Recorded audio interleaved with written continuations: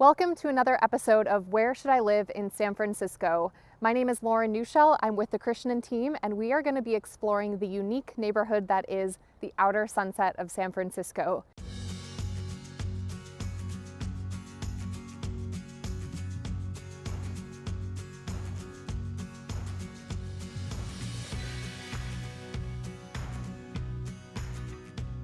People who live here love living here because there's a calmness and a peacefulness of living all the way to the western side of the city, flanked by the Pacific Ocean and Ocean Beach. The area is still in San Francisco proper, but it's about a 20 to 30 minute drive to get all the way downtown. So it does have quite a residential and even suburban feel to it. People who live here love the fact that it's right up against the ocean. You have Golden Gate Park to the north.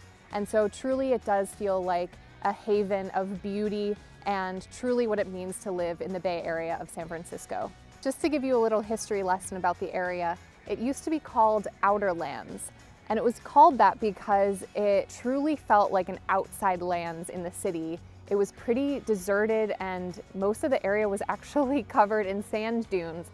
This is in the late 1800s and the early 1900s before a lot of the building took place here. Once the building did happen, it was between the 1920s and the 1960s that most of the row style homes were built. Another question people have about this neighborhood is what truly are the boundary lines of the Outer Sunset? So you have Sunset Boulevard on the east side, Ortega on the south, on the west side you have the ocean, and then on the north side you have Golden Gate Park. The area is also known for having great proximity to a lot of public and private schools. Some of them to name are Lowell, St. Ignatius, and Clarendon.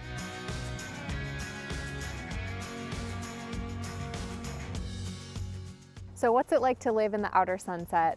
Most people live here because of the proximity to the ocean, the calm peacefulness of living in a more residential area, and also the price point of the single-family homes out here. Other things you should know about the Sunset are that the weather is foggy.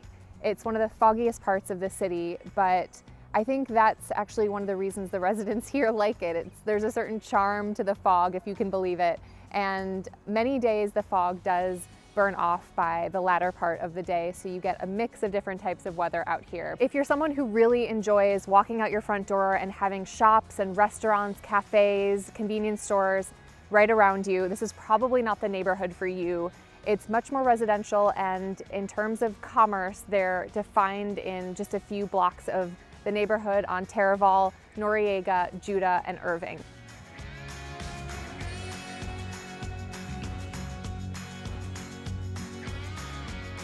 So a Saturday morning could look like a stroll to one of the coffee shops in town. There's Andy Town, Gus's, Trouble Coffee, Java Beach, Devil's Teeth. Those are some of my favorite coffee shops in the Outer Sunset. After that, you may take your coffee to Ocean Beach. You'll see a ton of people getting out there with their skateboards, their bikes, their rollerblades, or maybe for a run or a walk. The area is really nice when it's closed because there's just a lot of wide open space for recreation and for fun.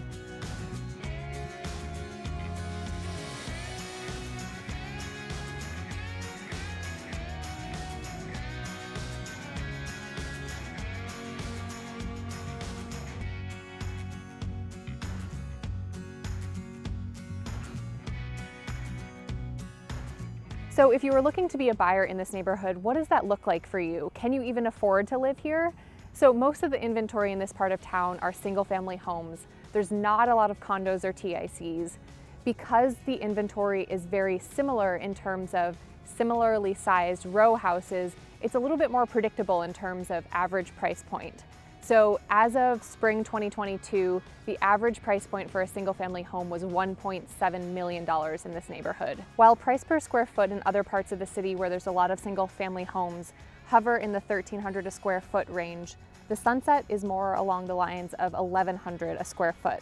The median price per square foot is lower than single-family homes in neighborhoods like Bernal, Glen Park, Midtown Terrace, Sunnyside, and Mira Loma, but higher than areas such as Twin Peaks, Excelsior, Mission Terrace, the Richmond, and then central parts of Sunset and Parkside. The Sunset is certainly a ways out for a lot of San Franciscans, but I think that people who choose to live in the Outer Sunset couldn't imagine living anywhere else. There's something truly special about waking up every morning and getting to see the Pacific Ocean.